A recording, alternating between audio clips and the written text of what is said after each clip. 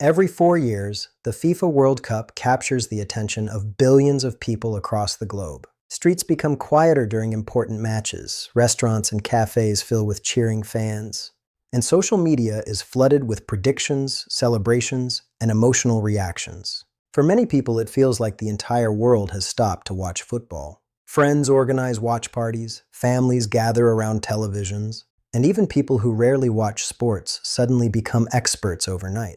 Yet, despite all the excitement, there is another group of people who remain completely unaffected. They don't know which teams are playing. They don't recognize the famous players. And they often scroll past every football-related post without a second thought.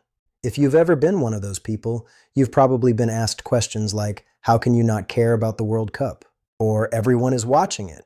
But from a psychological perspective, not caring about the World Cup is actually much more interesting than it seems. It doesn't necessarily mean you're boring, antisocial, or disconnected. In many cases, it simply reflects how your brain processes information, what motivates you, and how your personality is wired. Today, we'll explore the fascinating psychology behind people who don't care about one of the biggest events in the world, and discover why our interests are far more personal than we often realize. 1. Your brain filters what it thinks is important. The human brain is exposed to an overwhelming amount of information every single day. From the moment you wake up, you're surrounded by news headlines, advertisements, and social media posts. If your brain tried to focus on everything equally, it would quickly become exhausted. Instead, it has developed an incredibly efficient filtering system that constantly decides what deserves your attention. This process happens automatically and is based largely on your past experiences, interests, and values. For someone who has grown up watching football, the tournament carries emotional significance. Their brain instantly recognizes it as important information. However, for someone who has never developed that emotional connection, the World Cup simply becomes another news story, among thousands of others. Their brain doesn't reject it, it simply doesn't assign it enough value.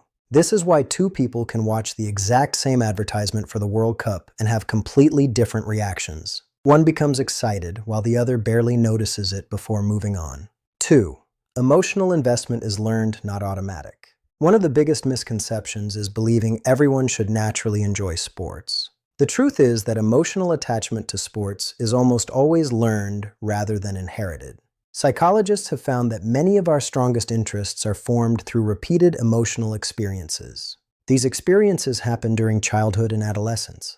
If someone grew up in a household where every World Cup match was treated like a celebration, football gradually became associated with excitement, connection, and happy memories. Over time, the sport became more than just a game, it became part of their identity. On the other hand, someone who grew up in a family where sports were rarely discussed may never develop those same emotional associations. To them, football remains just another activity. Neither perspective is right or wrong. It simply reflects different life experiences. 3.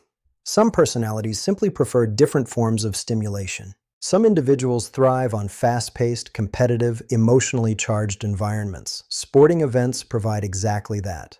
Every match is unpredictable, and every victory creates a sense of shared experience. However, other people find fulfillment in entirely different activities. They may become deeply engaged in reading or creating art. Their brains receive stimulation from intellectual curiosity rather than competitive entertainment.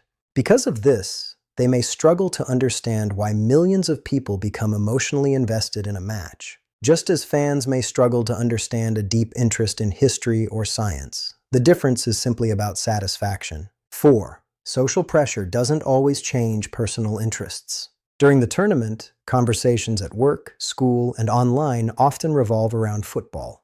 Everyone is discussing predictions. For many people, this creates a fear of missing out, encouraging them to follow the tournament. However, psychology tells us that not everyone responds to social influence in the same way. Some value personal authenticity. Rather than pretending to care, they remain true to their own interests. Their personal preferences matter more than expectations. 5. Your interests reflect your identity. Our interests gradually become part of who we are. Every hobby, passion, and curiosity contributes to our personal identity. We invest attention into what reinforces how we see ourselves. If football has never become part of your identity, the World Cup simply doesn't activate the same emotional response. Your brain is prioritizing things that feel more closely connected to you. This is deep engagement in different areas of life. At first glance, not caring about the World Cup may seem unusual because of the global attention it receives. However, psychology suggests that this behavior is actually a normal reflection of how human attention and identity work.